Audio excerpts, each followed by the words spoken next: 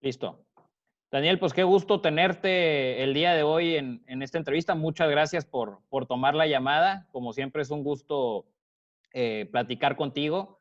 Voy a presentar un poco la trayectoria de Daniel. Daniel Naranjo es originario de Ecuador. Él tiene una carrera de ingeniería comercial especializado en finanzas de la Universidad Católica de Quito. Además de eso, tiene una especialidad en administración en el Tecnológico de Monterrey y una especialidad en inteligencia artificial. Daniel Naranjo fundó su primera empresa en el 2006. Actualmente es CEO de las empresas TotalTech Perú, Nuo Perú y Camnube. Y tiene clientes actualmente en los países como Perú, México, Ecuador, Chile, Argentina, entre otros. Pues de nueva cuenta, es un honor tenerte por acá, Daniel. Muchas gracias por tomar esta llamada. Y pues primero que nada, ¿cómo estás? ¿Cómo te ha tratado la pandemia en lo personal? Bien, Octavio, más bien gracias por este espacio. Espero, bueno, poder sumar en esta parte profesional que estás siguiendo. Y bien, bueno, ahora acá yo soy originario de Quito, Ecuador, pero vivo en Lima hace 6 años aproximadamente. La pandemia estuvo dura. Perú fue uno de los países que más fuerte estuvo en cuanto a medidas de confinamiento y a restricciones. Impacto muy fuerte. Pero bueno, ahora ya regresando casi a la normalidad, eh, fueron unos meses complicados, cambiando el estilo de trabajo, adaptándonos a la nueva realidad, pero bueno, finalmente creo que la hemos sabido sobrellevar y estamos ya saliendo nuevamente a flote otra vez. Qué Pero bueno, bien de ¿no? salud, que es lo importante. Qué bueno. ¿Y tu familia también todos bien, entiendo? Sí, gracias a Dios, bien. A mi familia acá y bueno, mi familia de Ecuador, todos sin novedad. Duro, para todos ha sido un golpe no solo económico, sino emocional, pero finalmente lo importante es que hay que ganar las batallas. Claro. Qué bueno que todos estén bien en casa, con tu familia.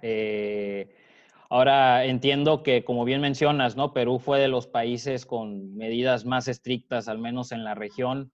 Y también entiendo que por el lado de Ecuador, pues Ecuador fue de los países más golpeados, ¿no? Por esta pandemia, al menos en los inicios, ¿no?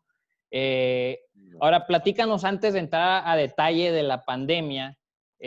Antes de la pandemia, ¿cuál era la situación de tus empresas?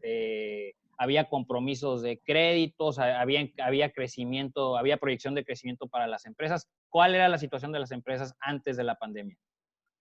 A ver, bueno, primero explicarte que yo vine a Perú básicamente con la idea de expandir la operación de las empresas que se tienen en Ecuador.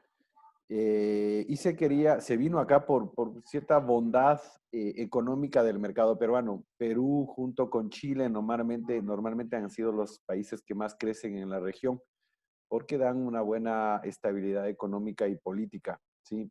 Han sido países pro empresa, a diferencia de ciertos países que se fueron por una línea un poco más de izquierda, y es puntualmente en Ecuador, que el gobierno anterior de Correa hubo una relación no muy afín a hacer negocios, más por una ideología política de izquierda, tipo Venezuela o tipo Bolivia, de Chávez, ¿no? Eh, pero bueno, en ese paso, Perú siempre tuvo una buena perspectiva, especialmente en el rubro de las telecomunicaciones. Nosotros tenemos dos empresas, Totaltech, que se dedica al rubro de servicios de telecomunicaciones, y Nuo Tecnología, que es una empresa que se dedica a un nicho de negocio muy específico, que es la parte de retail y la parte de centros de distribución, automatización de centros de distribución. Pero en sí las dos en el mundo de la tecnología. Eh, Totaltech, acá en Perú estábamos ya empezando el tercer año, desde que empezamos oficialmente a operar. Venimos de un crecimiento constante, bueno. Teníamos unas perspectivas buenas del 2020 a nivel de contratos adjudicados y que tenían que ejecutarse. ¿Qué pasaron? Bueno, hubo un freno al normal ritmo de despliegue de los contratos en la etapa inicial. Ventajosamente, nuestra línea de producto, al ser telecomunicaciones, que está dentro de los servicios básicos que la gente necesita, y más que ahora que necesita estar conectado por el trabajo en casa y etcétera, fue un sector en donde no paró. Sí hubieron restricciones muy fuertes, al inicio nos tocó acomodarnos porque no podíamos operar, pero después fue uno de los sectores que empezaron a dar mucho salvoconducto para poder operar y poder desarrollar. Se frenaron los proyectos nuevos, más fue una operación de dar continuidad al servicio, y nosotros estuvimos ahí con ciertos trabajos a operadores de telcos que atendemos acá, clientes nuestros es Claro, por mencionarte uno, Telefónica. Entonces, no paramos, pero sí se vio afectado en los proyectos nuevos, porque el foco de los operadores fue mantener la operación más que hacer cosas nuevas. Claro. Ahora, en el tema, por ejemplo, bueno, no por ejemplo, en el tema, y ahora sí que ya cuando se empezaba a escuchar que esto venía para el continente, ¿no? Allá por febrero más o menos, inicios de marzo, que había mucha incertidumbre también de qué es lo que iba a pasar. ¿Qué pasó por tu cabeza? ¿Ya te planteabas algún escenario, alguna estrategia para esta ola que venía, tanto económica como sanitaria? Y entendiendo que países como Perú, como Ecuador, donde tienes operaciones, venían medidas muy estrictas, cierres de frontera. ¿Ya tenías algo en mente antes de que llegara, por lo que se veía venir tanto en Europa como en Asia? ¿Qué pasó por tu cabeza en esos momentos, a los inicios de la pandemia? Pero veíamos que en Europa el confinamiento venía fuerte, ¿no? Entonces, nosotros en oficina empezamos a organizar la parte de operaciones y la parte administrativa en un posible escenario de trabajar en casa, en home office. Eh, si bien a todos creo que nos agarró de golpe, porque no es que hubo una fecha clara de cuándo iba a empezar el rebrote. A nosotros tal vez lo que nos dio más claridad fue cuando llegó Ecuador, porque Ecuador llegó primero que a Perú. El golpe fue más duro, especialmente en Guayaquil. Entonces, ¿qué hicimos nosotros? Y ya creamos un plan en donde a todo el back office administrativo lo mandamos a trabajar en casa, y el área de operaciones le hicimos un mix entre campo y casa, pero sobre todo teniendo las medidas de seguridad, porque Perú puntualmente es un país muy exigente en el tema de SOMA, es decir, de la parte de seguridad ocupacional. Ya veníamos con cierta exigencia a nivel de seguridad ocupacional. No nos agarró tan de nuevo las medidas, pero tuvimos que hacer más por el tema de complementos, ¿no? O sea, guantes, alcohol en gel, las pruebas rápidas. Pero decirte que tuvimos un plan estructurado, listo, sería mentirte. No lo tuvimos. Sí tuvimos un plan armado, pero que se lo fue perfeccionando ya cuando vino el tiempo, porque claro, hubo una para total que nos dio espacio a poder replantear cuál iba a ser la operatividad del día a día en esa para total. Ahora sí que con las particularidades que tiene cada empresa, ¿no? Estas medidas de confinamiento, estos salvoconductos que tenías que solicitar, que imagino que se tenían que cumplir ciertos requisitos para obtenerlo. ¿Hubo alguna empresa, ahorita que mencionabas que tienes una empresa de telecomunicaciones, alguna salió, no quiero decir beneficiada, pero no tan golpeada? ¿Alguna otra salió más golpeada que la otra de las empresas que tú representas? Mira, yo te voy a contar un tema que tal vez no es del común, el estándar de todos, pero algunas empresas sí. Y creo que el 2020 ha sido históricamente el mejor año a nivel de negocios para nosotros. Y no tanto por la coyuntura, sino porque la realidad del mercado peruano, la pandemia evidenció muchas falencias necesarias a nivel de telecomunicaciones que tenían que darse una modernización. ¿Ok? Entonces, muchos contratos o decisiones de adjudicaciones de contratos que veían los operadores venían aplazándoles, las tomaron que tomar en este año. ¿Y a quiénes nos invitaron? A las empresas que habíamos estado de cierta forma muy pendiente de las cuentas.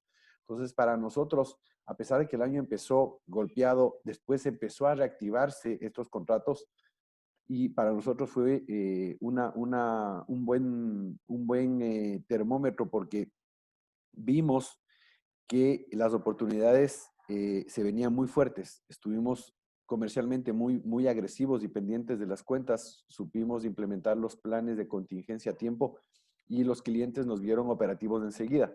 Eso hizo que empezamos a ganar contratos nuevos que ayudaron a que cerremos un récord de contratos adjudicados en este 2020.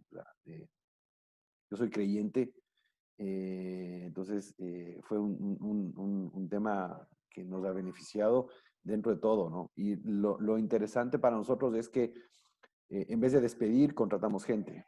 En vez de mandar gente a trabajar en casa sin sueldo, les dábamos facilidades para que puedan trabajar y teniendo sus ingresos normales. Si bien el flujo de caja se vio afectado para todos los sectores porque la cadena de pago se vio afectada, hicimos ciertas medidas y las empresas de telecomunicaciones también, o ciertos clientes claves, nos dieron una mano para darnos un poco de oxígeno y no parar en el flujo de caja que se necesitaba en estos días. Pues ahora sí que creo que elegiste el sector indicado para involucrarte, ¿no?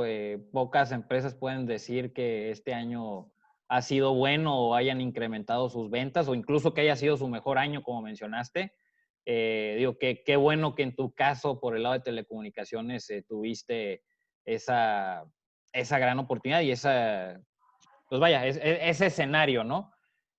Ahora, con estas medidas que se vieron obligados a adoptar, el método de home office, entre otras medidas sanitarias, eh, este 2020 ahora sí que a ustedes les ha traído como nuevos modelos para trabajar. Me refiero ya independientemente de que cuando acabe esta pandemia, ¿planeas continuar con este modelo de tener a gente trabajando desde casa? ¿Representa algún beneficio para ustedes? Sí, yo creo que trae bastantes beneficios y hay que sacarle provecho a la pandemia. Primero, yo creo que algo que evidenció la pandemia es lo importante de tener líderes en la empresa en donde puedas tú confiar y delegar tareas sin tener que estarles controlando el día a día.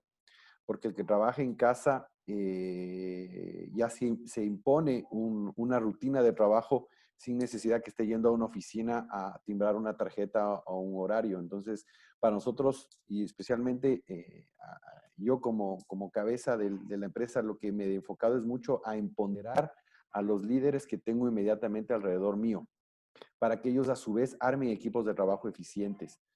Entonces, se puede decir que eso trajo bueno, el empezar a ver lo importante que es tener un buen elemento humano al lado de la empresa tuya. Otro tema importante que vimos es, eh, normalmente en las capitales de las ciudades el costo por metro cuadrado de las propiedades es muy alto, entonces siempre tenías el dilema de estar pagando alquileres o hacer inversiones en bienes inmuebles para tener oficinas y vas creciendo y vas creciendo y van creciendo. Algo que ayudó es que el home office te dice que no necesitas estar pagando tanto en oficinas. O sea, tú puedes tener espacios flexibles en donde a una parte le haces ir, a otra parte no, o haces horarios rotativos. Entonces, nosotros eso también nos llevó a organizar de forma diferente, enfocarnos más en el área de operaciones con espacios, pero la gente que no es necesario ir a un puesto de trabajo, poder trabajar en casa con herramientas de conexión. Bueno, nosotros utilizamos Office 365 como herramienta y Microsoft Teams para las comunicaciones, entonces se empezó a llevar un proceso de reuniones, de seguimiento importante. Al inicio difícil porque no lo tomaba muy en serio, pero cuando empezamos ya a poner un poco más, no sé si control, pero a hacer un seguimiento de las labores diarias por ese mecanismo, la gente empezó ya a entender una rutina y eso ha ayudado a que saquemos provecho de la pandemia. Pero yo creo que a nivel de empresa, el impacto en gastar menos en la parte de infraestructura de oficinas es importante. Eso ha Claro. sido uno de los mejores beneficios que hemos tenido ahora. Y también el elemento humano, el confiar y armar elemento humano, equipo de gente muy, muy eficiente. Pues digo, qué bueno que representa un beneficio y que es un modelo que hasta cierto punto estás buscando sacarle provecho de aquí en adelante, ¿no? Va a ser una nueva esquema de trabajo, ¿no? Ahora, además del home office, ya hablando en general de los planes, ¿qué viene para las empresas, para ti en lo personal? ¿Planeas incursionar a otros sectores? ¿Qué es lo que viene a futuro en tu caso? A ver, nosotros hemos entrado en nuevos modelos de negocio, es decir, estamos apuntando a negocios que nos den cierta estabilidad o recurrencia de ingresos en el mediano y el largo plazo. Es decir, no estamos haciendo solo negocios de infraestructura o de proyectos puntuales, sino estamos entrando en negocios de operación y mantenimiento de redes, que son normalmente contratos que nos dan los operadores a 2 o 3 años.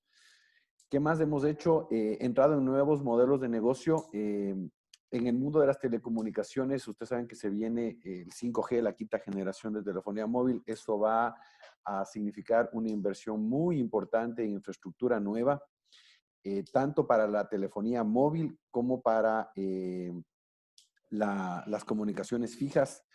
Estamos entrando en un modelo que se llama OPEX, de modelos OPEX, en donde nosotros invertimos en infraestructura y les alquilamos a los operadores bajo un modelo de relación de contratos, relación a largo plazo, 8 o 10 años. Eso es algo que es ciertamente una tendencia y que en Perú se pescó una oportunidad interesante porque los operadores no dan abasto para toda la inversión de migración que hay. Para nosotros fue explorar nuevos negocios, explorar nuevas fuentes de financiamiento con inversiones del exterior, fondos de inversión normalmente que entran en este tipo de negocios y que ventajosamente el mercado donde estamos, Perú, al tener, en Latinoamérica es el país con menor riesgo país que hay en índice. Eso ayuda mucho a llamar inversiones de afuera que vengan, ¿no? Entonces, eso es lo importante también de estar en un país que te brinda estabilidad económica y estabilidad política, a pesar de que pasamos por ciertos ruido político hace poquito tiempo, pero eso no alteró la esencia del país, que es un país por empresa y por inversión. Entonces, te puedo decir que estamos entrando en negocios diferentes, nuevos, un poquito más grande calibre, y bueno, nos hemos lanzado y ese es el nuevo reto ahora. Y me sorprende que, pues digo, siendo algo tan reciente, ¿no? La crisis política que salió recientemente en Perú, vaya, en toda esta plática que hemos tenido no salió al tema, ¿no? Entiendo que no ha llegado a ese punto en el que al menos en tus empresas esté afectando, ¿no? Eh, No llegó, o sea, a ver, yo vivo acá algunos años, como te comenté, primera vez que la gente sale a reclamar a las calles. Lamentablemente creo que es un denominador común la política o los malos políticos en Latinoamérica. En Perú hay mala política, una política muy corrupta, pero de cierta forma el ciudadano de a pie no lo veía. O sea, es como que decía, la política vive su mundo, yo me dedico a trabajar, porque el gobierno no se metía mucho a la empresa privada, es decir, te dejaba trabajar. Pero es un país que más del 70% de la economía sigue siendo informal. Entonces, pero fue bueno que se presente estos reclamos porque es como que la ciudadanía ya se está dando cuenta de que los políticos ya se les estaba yendo de la mano el abuso que estaban haciendo. Entonces, estuvimos asustados un poco, no te puedo negar. Estuvimos en un momento en donde incluso fondos de inversión de afuera nos decían, bueno, Daniel, ¿qué está pasando? Dijimos, esperemos. Ventajosamente no hemos llegado a pasar lo que pasó en Chile. Que en Chile ya claro. es un estallido social constante, no paran de reclamar, ¿sí? Ya es un tema ya incluso de vandalismo. Acá no se llegó a eso. La gente se lo reclamar, los políticos escucharon a la gente del pueblo, a la gente, porque la gente que salía a la calle no era la gente de clase baja, salía todo el mundo, clase media, clase alta, clase baja, clase media, alta, salió todo el mundo a reclamar a las calles. Eh, hicieron cambios consensuados, cambios adecuados y otra vez volvió el agua a su cauce normal y ya no ha vuelto a haber manifestaciones. Entonces, hoy justamente leí una noticia en donde Standard Poor's y todas las empresas relacionadas a índices bursátiles le han Calificadores. dado indicadores, le han dado la calificación, o sea, no se alteró la calificación de Perú. Es más, Perú acabó de emitir bonos de deuda y nuevamente por creo que segunda o tercera vez que emite bonos de deuda, marcó un récord en lo que emite versus lo que la gente quiere comprar. Emitió 4.000 millones de bonos de deuda, creo que fueron divididas en dos partes, esta era su segunda emisión, pero hubo una demanda de 10.000 millones, es decir, hubo más gente que quería comprar de los bonos disponibles. Entonces, eso claro, te da tranquilidad en que estás en un país en donde la política no se ha metido al manejo económico. Y eso genera confianza, que finalmente es lo Claro. que ayuda a poder trabajar. No, y creo que hiciste un cambio, al menos de residencia y una apertura de negocios de manera oportuna, ¿no? Ahorita que creo que mencionaste, tienes 6 años en Perú y creo que pudiéramos irnos de largo platicando todo este tema, que desafortunadamente tenemos el tiempo limitado. Y bueno, pues ya para cerrar, Daniel, ya para concluir esta entrevista, ¿qué recomendación tú le harías a los jóvenes empresarios que están viviendo esta pandemia de cómo poder salir adelante pues de este hoyo, ¿no? En el que estamos metidos muchos, ¿no? A ver, mira, como por experiencia propia, primero que no necesariamente tienen que desenvolverse en la carrera en donde se formaron, ¿ya? Yo tuve una carrera de administración de empresas con especialización en finanzas y estoy en el mundo de la tecnología. Entonces, que confíen en las capacidades y en el olfato, porque más que decirte tengo que hacer en donde me formé, es el olfato por dónde van los mercados. Que empiecen a leer por dónde va la evolución del mundo, o sea, dónde hay oportunidades. Ahora cada vez hay más fácil acceder a eso, entonces uno sabe o puede interpretar con mayor claridad a dónde va el camino. Que empiecen en cosas pronto, porque si te subes al tren cuando ya empezó a caminar, ya no es una oportunidad, sino Claro. tienes que empezar a subirte cuando la oportunidad tal vez para muchos no es interesante o te dicen, no, eso no es negocio o eso no va a pasar. Y en el mundo de tecnología, al menos si es que quieren entrar, hay muchas oportunidades que hay. ¿Qué más te puedo decir? La resiliencia es un tema muy importante, es decir, no caerse, seguir y si no te sale, volver a seguir. Yo he tenido varias caídas, no es que a la primera te sale esto. Salgo siempre de mi zona de confort, nunca me siento en la zona de confort, trato de siempre moverme.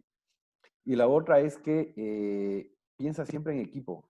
Cuando uno empieza una pyme, una pequeña empresa, normalmente la cabeza hace el micromanagement en donde se mueve por todas las áreas. Eso te va a servir al inicio, pero tienes que tener equipo. Por más pequeña empresa que sea, el equipo te va a ayudar a multiplicar el motor del crecimiento de la empresa. Entonces, que eso no te enseña mucho o crees que el formar gente solo para empresas de cierto calibre. Hay que empezar desde pequeños a formar gente, a formar equipos, porque ahí puedes crecer más rápido. O sea, te digo un poco en base a la experiencia nuestra. Pues Daniel, como siempre, muy enriquecedor, muy valiosa tu información. Lamentablemente tenemos el tiempo muy corto, Mucho gusto. pero pues muchísimas gracias de nueva cuenta y pues ahora sí que es muy, muy valiosa la información que nos has compartido. Con todo gusto, Octavio. Cualquier cosa que pueda aportar a las órdenes y que te vaya muy bien en el programa. Muchísimas gracias, Daniel. Gracias.